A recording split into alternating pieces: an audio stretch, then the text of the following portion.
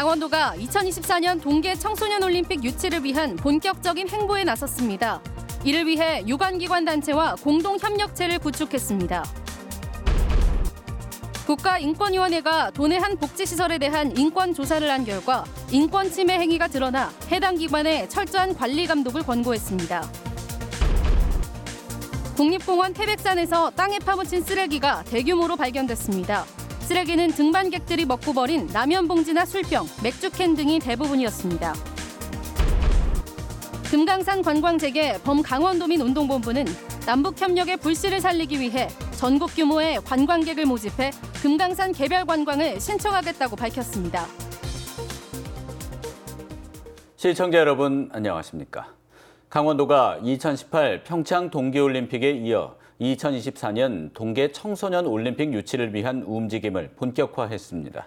지난달 대회 유치를 선언한 뒤 한 달 만인데 개최지 선정까지 남은 시간도 3개월밖에 없습니다. 이재규 기자가 보도합니다. 2024년 동계 청소년 올림픽 유치를 위한 강원도의 발걸음이 바빠졌습니다. 강원도와 2018 평창 기념재단, 국내 11개 동계 경기단체 대표들이 한자리에 모였습니다. 13개 기관은 업무 협약을 맺고 올림픽 등 국제대회 유치에 힘을 모으기로 했습니다. 강원도는 IOC의 우선 협상 대상국으로 지정돼 내년 1월 개최지 선정에서 유리한 고지를 밟은 것이 사실입니다. 유치는 사실상 확정적이다. 가능성이 아주 높다고 말씀드릴 수가 있겠습니다. 이견이 별로 없고 경쟁이 없는 상태여서 2018 동계올림픽 경기장을 활용할 수 있기 때문에 저비용 고효율 대회가 가능하다는 것이 강원도의 기대입니다. 유승민 IOC 위원도 IOC에서의 전폭적인 지원을 약속했습니다. IOC에서 사실 이 평창 기념재단에 대해서 굉장히 기대를 많이 갖고 있습니다. 특히 저희가 2024년 동계 유스 올림픽을 또 유치하겠다는 의지를 표명했기 때문에. 하지만 2012년 1회 오스트리아 대회와 2016년 2회 캐나다 대회의 성과를 분석한 보고서조차 제대로 확보하지 못한 상태라 대회 개최 시 얻을 수 있는 장점이 무엇인지, 이를 위해 어디에 집중해야 하는지도 아직 불명확한 상황입니다. 2032년 남북 공동올림픽의 마중물 대회 성격으로 이 대회 유치를 추진했지만 최근 같은 민감한 상황이 반복된다면 북한 효과 여부도 불확실한 것이 사실입니다. 하지만 강원도는 동계올림픽 경기장을 활용하고 유산을 발전시키는데 이만한 대회는 없다는 판단을 하고 있습니다. 개최지 선정까지 남은 시간은 이제 3개월. 선정 여부는 내년 1월 스위스 로잔 IOC 총회에서 결정됩니다. MBC 뉴스 이재규입니다. 춘천의 한 노숙인 요양시설에서 벌어진 불법과 인권 문제 등을 지난 3월에 보도해드렸는데요. 인권위 조사 결과 여러 가지 인권 문제가 드러났습니다. 특히 노숙인들의 정신병원 입원 실태가 심각했습니다. 복지시설의 인권 문제와 대책을 오늘부터 사흘간 연속 보도합니다. 백승호 기자입니다. 춘천문화방송은 지난 3월 춘천의 한 노숙인 요양시설에서 사슴 불법 도축이 이뤄졌고 노숙인들도 동원됐다는 내용을 보도했습니다. 이후 국가인권위원회가 강제동원 여부를 비롯한 노숙인들의 인권 침해 조사에 착수했습니다. 당시 시설 측은 이런 문제를 부인했습니다. 정말 장애인들의 권익을 위해서 이렇게 제보를 하는 것인지 단지 여기 시끄럽게 하고 싶어서 하는 것 좀 그 취지가 좀 순수하지 않은 부분이 너무 많이 사실은 안타깝고요. 하지만 5개월간의 조사 결과 적지 않은 노숙인 인권 침해 사례가 발견됐습니다. 특히 노숙인 정신병원 입원 사례가 문제입니다. 작년 말 기준으로 춘천 노숙인 시설 입소자 86명 중 정신병원에 입원한 노숙인은 21명. 21명 모두 정신병원 입원을 스스로 원했다고 나와 있습니다. 하지만 인권위는 한 노숙인의 경우 약물을 잘못 먹어 의식이 몽롱한 상태에서 입원됐고 입원 신청서도 스스로 쓴 것으로 볼 수 없다고 판단했습니다.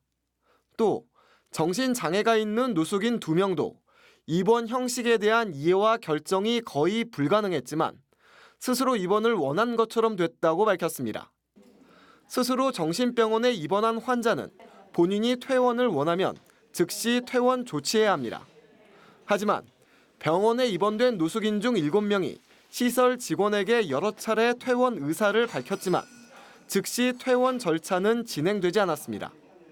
오히려 시설에서 노숙인을 병원으로 돌려보내고 병원의 퇴원 처리를 취소한 사례가 확인됐습니다. 노숙인 요양시설은 오해에서 비롯된 일이라고 했지만 정확한 답변은 하지 않았습니다. 조사 기관에 성실히 조사하고자 했던 부분들이지만 거기에 대한 것조차도 판단을 인권위원회에서 그렇게 내리셨기 때문에 거기에 대해서 제가 개인적으로 공식적으로 낼 수 있는 부분도 아니고. 이 시설은 한 종교단체가 춘천시에서 위탁받아 30년 넘게 운영 중입니다.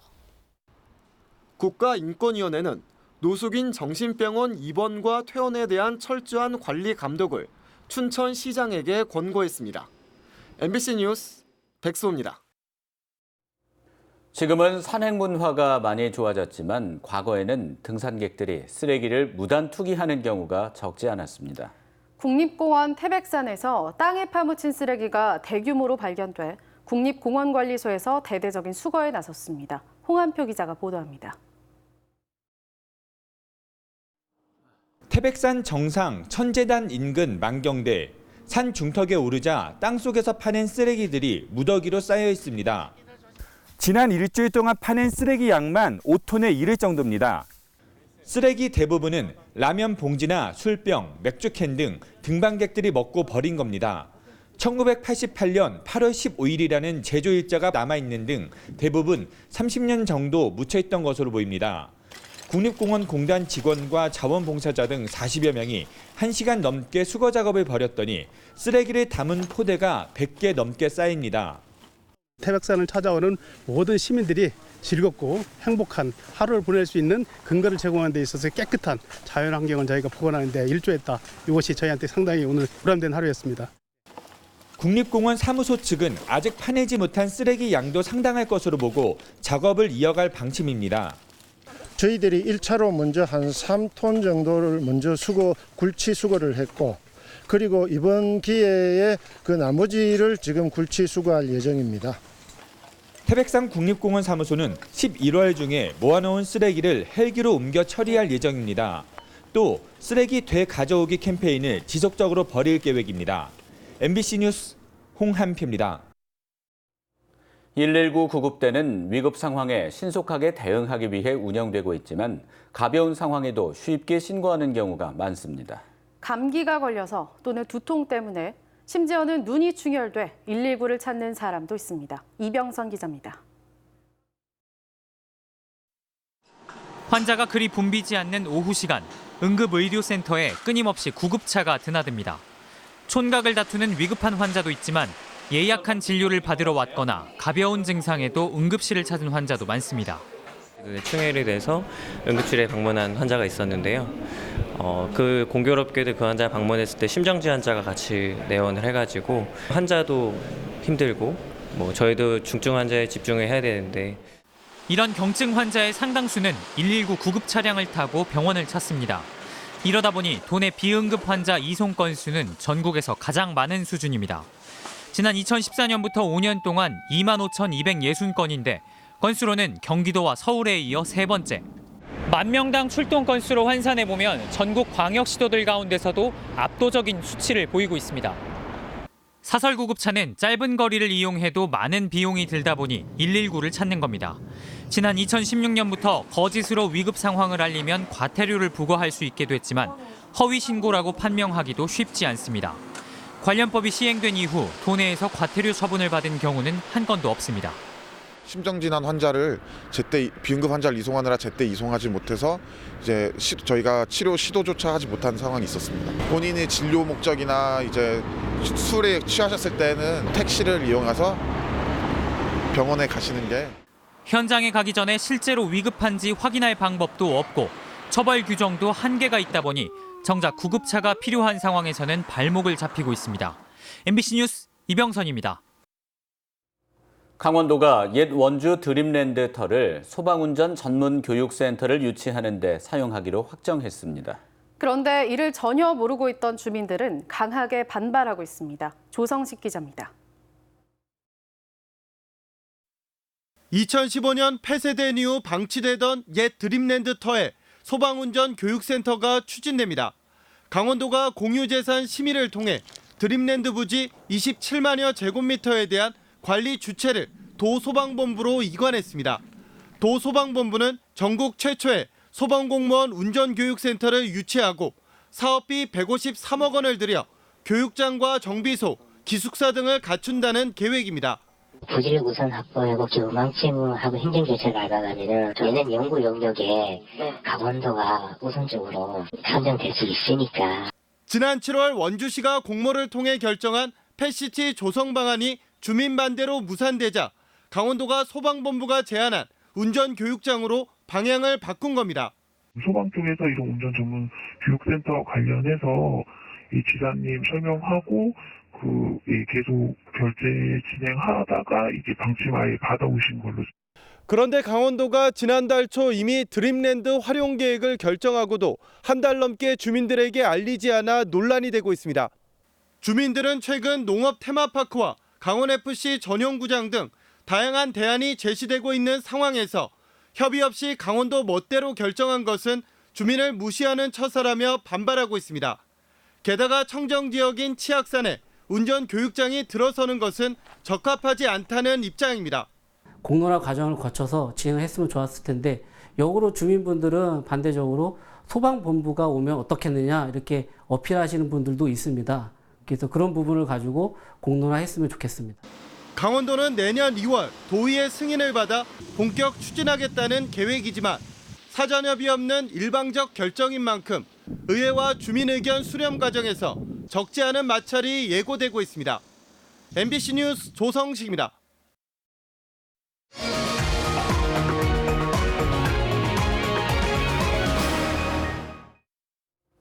금강산 관광 재개 범강원운동 본부는 오늘 기자회견에서 금강산 관광 희망자를 모집해 방북 신청을 하겠다고 밝혔습니다. 이들은 금강산 관광은 남북 화해와 협력의 상징이라며 10년 넘게 멈춰온 금강산 관광을 도민의 힘으로 재개해야 한다고 말했습니다. 또 금강산 개별 관광이 UN 대북 제재의 대상이 아니라며 전국 희망자들을 모아 올해 안에 통일부에 금강산 개별 관광을 신청하겠다고 밝혔습니다. 이들은 금강산 관광이 시작된 지 21주년이 되는 다음 달 18일 고성에서 평화회의를 개최할 예정입니다. 군사기지나 군사시설로 인해 소음 피해를 겪는 학교에 대해 강원도교육청이 지원 대책을 수립하는 조례 제정이 추진됩니다. 양구의 김규호 강원도 의원은 강원도교육청 군사기지와 군사시설 주변 소음 피해 학교 지원 조례안을 발의했다고 밝혔습니다. 조례안은 학교가 겪는 소음 피해에 대해 도교육감이 지원 대책을 마련하는 내용입니다. 그러나 도교육청은 이와 관련된 상위법이 없는 데다 소음 제공 주체는 국방부라는 점을 들어 난색을 표하는 것으로 전해졌습니다. 국내 최장 도로 터널인 서울 양양고속도로 인제 양양터널에서 도로 터널 사고 재난 대응 안전 한국 훈련이 내일 실시됩니다. 훈련은 큰 지진이 발생해 터널에서 차량 8중 추돌 사고와 유조차 폭발, 화재로 40명의 사상자가 발생한 상황을 가정해 이루어집니다. 한국도로공사는 이 훈련으로 인해 내일 오후 1시 반부터 3시 30분까지 2시간가량 서울 양양고속도로 양양방향 동홍천 IC에서 서양양 IC 구간을 전면 차단할 예정입니다.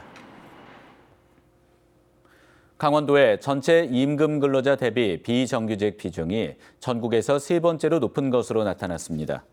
통계청이 발표한 2019년 8월 경제활동 인구조사 근로 형태별 부가조사 결과에 따르면 도내 비정규직 근로자는 총 23만 8천 명으로 집계됐습니다.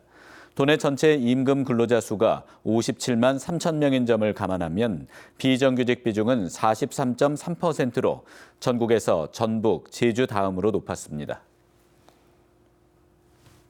한반도의 평화와 DMZ 발전 전략을 모색하는 국제포럼이 오늘 춘천 스카이 컨벤션 센터에서 열렸습니다. 포럼에는 서호 통일부 차관이 참여해 한반도 평화와 남북 관계를 주제로 특별 강연이 펼쳐졌습니다. 이어 한국과 일본, 독일, 중국의 한국 정치 전문가들이 한반도 평화와 전망에 대한 각국의 의견을 나눴습니다. 뉴스를 마칩니다. 시청해 주셔서 감사합니다.